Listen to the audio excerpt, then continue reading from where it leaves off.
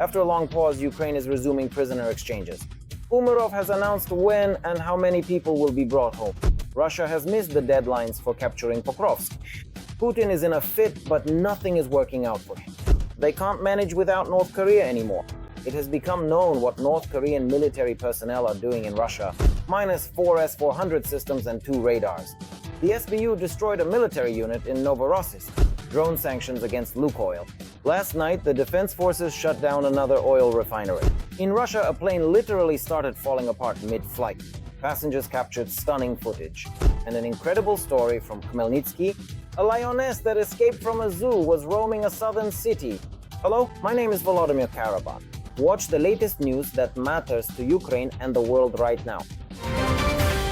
Once again, Russia has missed its own deadlines for capturing Pokrovsk and Kupyansk. The announced date for the complete occupation of these settlements was November 15th, but both cities are still under Ukrainian control. Meanwhile, the day before, Volodymyr Zelensky held a meeting with the heads of the main intelligence directorate and the Foreign Intelligence Service. One of the priorities was identified as striking Russian logistics, including with long-range weapons. In particular, the issue of holding the cities was resolved by destroying the road between Selidov and Pokrovsk. As a result, the occupiers lost the ability to use this route to infiltrate the city with light vehicles. Let me remind you, earlier the General Staff announced the number of Russian losses in their attempt to capture Pokrovsk. In the past 5 days, 524 soldiers have been eliminated there and another 260 wounded.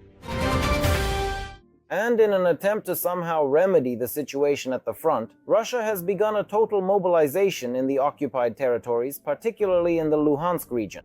The Russians are forcibly gathering local reservists en masse and sending them to training centers according to the Luhansk Regional Military Administration. At the same time, the occupation authorities had previously claimed that the mobilized would only be guarding infrastructure facilities. Now, however, it has become clear that military pensioners are being prepared for new meat grinder assaults. Officially, the training camps will last for 2 months. However, analysts add that in reality, the life expectancy of a Russian assault soldier at the front may be much shorter. It is reported that many of them are already being forced to sign contracts in order to be enlisted in the Russian army under general terms. But even such efforts do not allow the Russians to gain total superiority, especially in the Pokrovsk direction. As our soldiers report, a whole series of traps have been set up in the city, which the occupiers keep running into again and again, losing dozens of men each time as they try to seize the positions of the defense forces. For more details on what is happening in the main battle for Donbas, watch right now. The Ukrainian army is clearing Pokrovsk of occupiers. Infantry groups are moving into the eastern part of the city. Additional units are reinforcing positions, setting up new blocking lines, and beginning to clear the neighborhoods. Telegram channels report that the control zones into which Pokrovsk can be roughly divided are currently as follows. The southern and southwestern parts are under the control of the occupiers. The area around the railway in the center is a gray zone. The north remains under the control of the Ukrainian defense forces. Both sides are making use of the weather conditions to rotate their personnel. At the moment, fighting is ongoing in Pokrovsk for control over the industrial zone. This includes the area around the meat processing plant and the feed mill, where the situation is most difficult. The Ukrainian defense forces control the area of the apartment buildings, which the occupiers are trying to seize in order to use them as commanding heights to control the logistics of the Ukrainian defense forces. The situation in Pokrovsk is difficult but not hopeless. The city is under constant attack by the Russian army around the clock, but the Ukrainian armed forces are putting up a worthy resistance. And here is a live, or rather not so live anymore, example of the defense. These shots show the elimination of Russia's 51st Army near Pokrovsk. Hoping for favorable weather conditions, the occupiers let their guard down, which led to their elimination. Nevertheless, the enemy is planning an offensive with 2 armies from 2 directions toward Rishine, where they intend to meet and close the encirclement. These plans are being thwarted by the Ukrainians, who have no intention of leaving Pokrovsk. The Ukrainian defense forces have managed to significantly improve their tactical position in the area of Rodinske, a key logistical hub for Ukraine's defense forces. Moreover, on the so-called Dobropilya axis, the occupiers have been forced to acknowledge the successful nature of the Ukrainian defense forces' counterattacks, aimed at preventing the expansion of the enemy's presence in areas where they have attempted to breach Ukrainian defenses. From the north and west, Russian invaders are advancing on the Kupyansk axis. The positions of the defense forces are being attacked by small enemy infantry groups supported by Russian drones, which is almost the only tactic of the occupiers here that actually works, allowing them to at least report the capture of a street. They made significant advances along Dzerzhinsky Street, liberating 7 large buildings. In Kupyansk, the Russian tactics are similar to those in Pokrovsk. Here, the defense forces control about half of the city. The enemy's objective in the Kupyansk direction is to push Ukrainian units out of the left bank of the Oskil River, capture the Borovo-Izyum-Sviatohirsk-Liman bridgehead, and thereby create a flank for an offensive on Sloviansk. And here is another foreigner, an Iraqi citizen, who was captured in the Kupyansk area by our soldiers from the 125th Brigade. Russia is to many people disgusting. They treat people with cruelty and beat them. They force people to do things they don't want to do. Alaa Mohammad Ejil came to Russia on a tourist visa, but as we can see, in Russia everyone has to fight, even foreign tourists. So the man was given a few options: death, prison, or a contract with the Russian armed forces. My friend asked Russian soldiers for help to get to the Iraqi embassy in Russia, but they refused him. As a result, the person in the video became so fed up with interacting with Russians that he ran toward Kupyansk to surrender to the Ukrainians, realizing it was his only chance to survive. We simply can't manage without North Korea. In Russia, they no longer hide the fact that North Korean troops are guarding the border with Ukraine, writes the Telegraph. Indeed, in the Russian regions bordering Ukraine, about 10,000 North Korean soldiers still remain. They are not involved in fighting against the Ukrainian armed forces, but are engaged in demining areas where combat took place. According to the Telegraph, these are mainly the Kursk and Belgorod regions, where a huge number of anti-tank and anti-personnel mines still remain. At the same time, analysts see in this cooperation a desire by both sides to strengthen their military collaboration. After all, North Korean soldiers are also undergoing training at Russian military ranges, learning from their experience in warfare. In turn, DPRK specialists are teaching Russians how to use certain types of weapons. Ukraine and Russia are resuming prisoner exchanges. At present, the discussion concerns the release of 1,200 people, according to National Security and Defense Council Secretary Rustem Umerov. He stated that consultations are currently underway with partners in Turkey and the United Arab Emirates. Currently, the focus is on the release of 1,200 Ukrainians, and technical consultations will take place in the near future. These consultations are intended to finalize all procedural and organizational aspects, Umerov added. In Ukraine, there is hope that the prisoners will be returned before Christmas. The US has postponed sanctions against Lukoil to give the company time to sell its international assets. This was reported by Bloomberg, citing its own sources. A special license for the sale was issued to the Russian company by the US Department of the Treasury, and it will be valid until December 13. A separate exemption from sanctions for transactions related to Lukoil's divisions in Bulgaria has been extended until April 29th. The US aims to give buyers enough time to complete deals and explore alternative ownership structures that could keep the assets under the control of non-Russian companies. Sources told the publication that interest in Lukoil's assets has increased in recent days. Potential buyers from the US, Europe, and the Persian Gulf countries have approached the US Treasury for permission to cooperate with the company. Let me remind you, it was previously reported that sanctions against the two Russian oil giants, Lukoil and Rosneft, were set to take effect from November 21st. And last night, new sanctions against Lukoil were imposed by the defense forces. Specifically, drones struck the company's oil refinery in Volgograd. At the same time, the Russian air defense decided to adopt the Ukrainian tactic of jamming UAV signals. However, once again, things did not go according to plan. It is already known that due to enemy electronic warfare, several drones hit the upper floors of residential buildings. According to local authorities, there were no casualties. However, a certain number of drones still managed to get through the Russian air defense. Eyewitnesses are posting videos of a massive fire and reporting explosions. And by the way, all of this is the result of the work of the Ukrainian defense industry alone. Tired of waiting for permissions and approvals for strikes on Russia, Ukraine made the only right decision: to produce its own weapons and use them at its own discretion. So, what is already in service with the Ukrainian armed forces, and what awaits Russian air defense operators in the near future? Find out in our report. self-propelled artillery, mortars, drones, electronic warfare, shells, ammunition, communication systems, air defense, missiles. Ukraine is actively ramping up the production of its own military equipment and ammunition. Production is becoming increasingly precise, large-scale, and technologically advanced. During this war, Ukraine has already reached the point where almost 60% of the weapons we have, the weapons our soldiers use, are domestically produced. These are Ukrainian weapons. These are powerful weapons with many cutting-edge features. This is no longer just a local industry. Ukraine is building its own military technological shield, a network of production lines, testing grounds, and combat units that turn ideas into weaponry. And our specialists immediately test them in real-world conditions.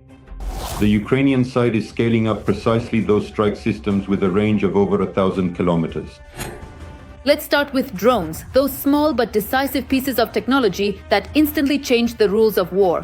A series of strike platforms from the FP family and other Ukrainian models are produced according to the principle: fast, cheap, effective. Their advantages are simplicity of design, speed of production, and the relevance of their tactics. They make it possible to deliver pinpoint strikes, disrupt enemy logistics, and keep enemy positions under pressure far from the front line. In 2024, about 1 million units were contracted, and already in 2025, their production grew to 30,000 FPV drones per month. It should be noted that this quantity, that is, the annual production of FPV drones at around 4 million units, is a record figure, even taking into account the capabilities of the military-industrial complexes of all NATO countries combined. In other words, at this particular moment in time, the Ukrainian defense industry, which is currently facing significant challenges, is producing an unprecedented number of unmanned aerial vehicles. For comparison, the United States Army replenishes its own arsenal with unmanned aerial vehicles at a rate of approximately 100,000 per year. The Ukrainian defense industry, I emphasize once again, produces up to 4 million drones. The technological and production formula is simple: composite fuselages, 3D printed wings, inexpensive components, and open-source navigation solutions. All of this makes it possible to produce operational platforms in batches. But you cannot cut costs on the electronics. Navigation and guidance systems make drones resistant to Russian EW. Otherwise, mass waves of launches won't break through the enemy's dense defenses. In parallel with drones, a strategic direction is also developing. Here, the key players are missiles and missile systems that strike the enemy's rear, depriving them of fuel, depots, and command centers. Neptune, the domestically produced anti-ship and coastal missile system, has strengthened the security of maritime borders and given Kyiv tools to influence the enemy's logistics in the Black Sea. There is an unprecedented case in world history. Ukraine, as a country that effectively does not have at its disposal a naval fleet, has notably inflicted severe damage on the Russian Federation by destroying up to 35% of the Black Sea Fleet's vessels. According to the British side, the naval activity of the Russian Federation in the Black Sea Basin has dropped to a historic low as a result of the use of strike drones and, accordingly, naval drones. Another important milestone is the FPV-5 Flamingo cruise missile. This is a completely Ukrainian development with a stated range of up to 3,000 kilometers. For comparison, the legendary American Tomahawk has a strike range of 1,600 kilometers. The Tomahawk's warhead is about 500 kilograms, while the Flamingo's warhead is around 1,150 kilograms. The most recent documented use of the Flamingo was a strike on the oil terminal in Tuapse. Moreover, Russian public channels themselves confirmed that the Ukrainian side used these strike systems. By combining small drones and large cruise missiles, Ukraine gains both scale and strategic capability. Drones keep the enemy on edge, missiles strike critical targets, and together this seriously undermines the enemy's ability to wage a prolonged war. But Ukraine's defense industry is not just about small and large systems. It also includes time-tested developments like the Bodana, Stugna, and other artillery and anti-tank systems that provide mobility, firepower, resilience, and operate within a unified strike network. Drone reconnaissance, artillery adjustment, precision missile strike, and so the cycle repeats. Approximately 40% of the total annual budget of the Russian Federation, which represents a significant portion, is directly dependent on revenues generated from the sale and export of oil, as well as various petroleum products.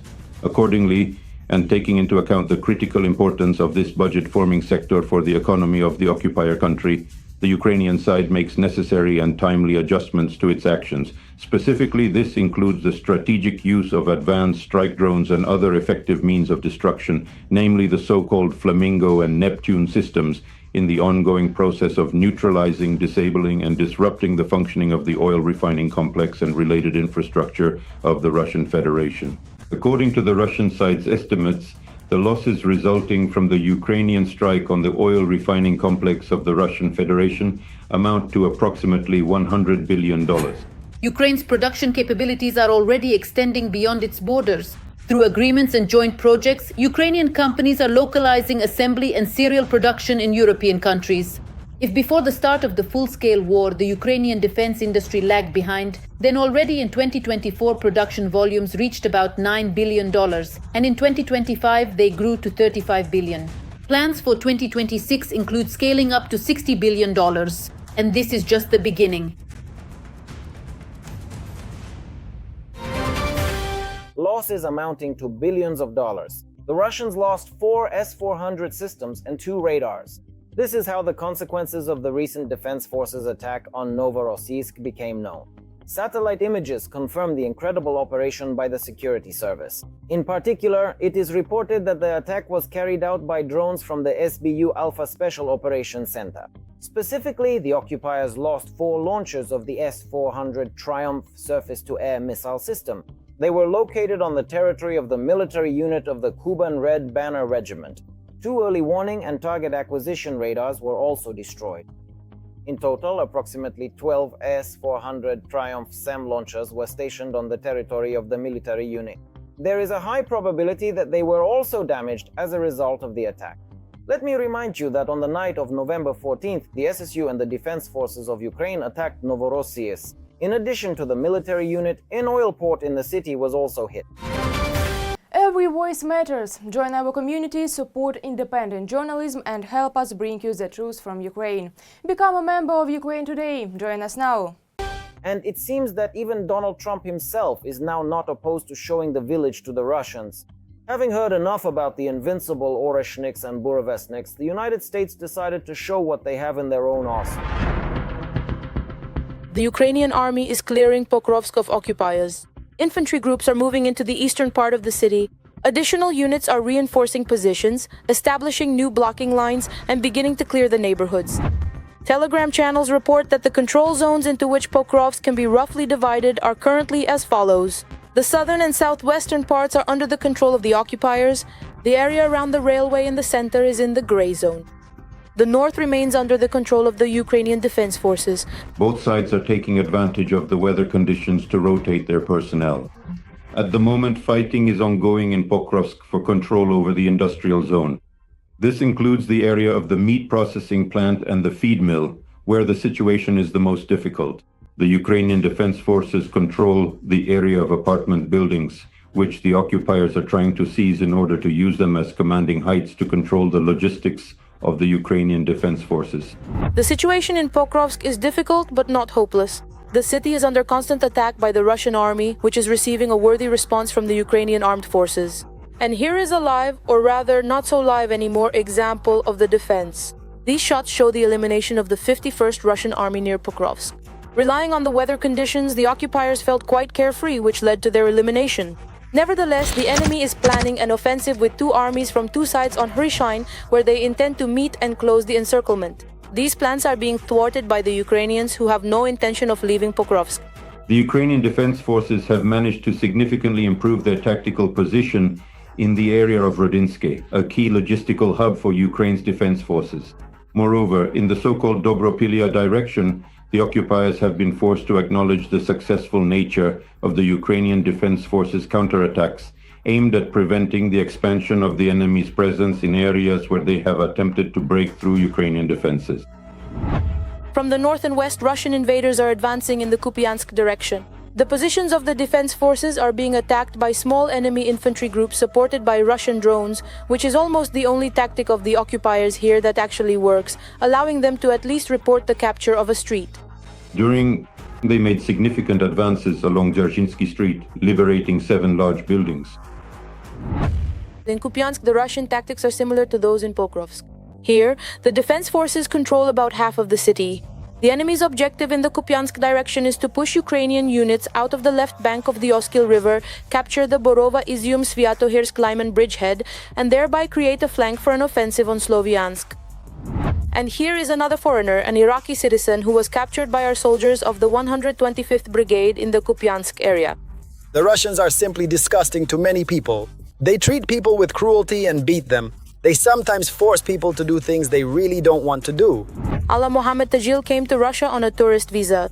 But as we can see, in Russia everyone has to fight, even foreign tourists. So the man was given several options: death, prison, or a contract with the Russian armed forces. My friend asked Russian soldiers for help to get to the Iraqi embassy in Russia, but they refused him. As a result, the person in the video became so fed up with interacting with Russians that he ran toward Kupyansk to surrender to the Ukrainians, realizing it was his only chance to survive. And Trump is already prepared to fight against Russian rhetoric, even within his own circle. It seems that the biggest antagonist of Ukraine in the US Congress is facing the end of her political career. We're talking about Marjorie Taylor Greene, the most anti-Ukrainian member of the American Parliament. In several posts on his social network, Truth Social, Donald Trump sharply criticized the woman, calling her crazy and warning that without his support, she would lose the next election in her district. According to the former president, Greene betrayed the Republican Party and is a reckless politician. I am withdrawing my support and endorsement of Congresswoman Marjorie Taylor Greene from the great state of Georgia, the US president added. Well, all that can be said here is, finally! The paneling was coming off mid-flight and pieces of the engine were flying off. In Russia, a superjet was forced to make an emergency landing after nearly falling apart in midair. Passengers are already posting videos of the epic journey online. It is known that at the time of the incident, there were 90 passengers and 5 crew members on board the plane, which was flying from Vladivostok to Blagoveshchensk. No one was injured. It is reported that the aircraft in question is a Russian SSJ-100 passenger jet. The authorities decided not to disclose the details, apparently so as not to scare off passengers, stating only that a technical malfunction had occurred. And finally, an incredible story from Khmelnytskyi. There, in broad daylight, 2 real lionesses were roaming the city. The predators escaped from the local zoo corner because someone had deliberately broken the locks on their cages. According to the staff, they managed to spot and catch one of the animals still within the zoo grounds, but the other one managed to jump over the fence and leave the premises.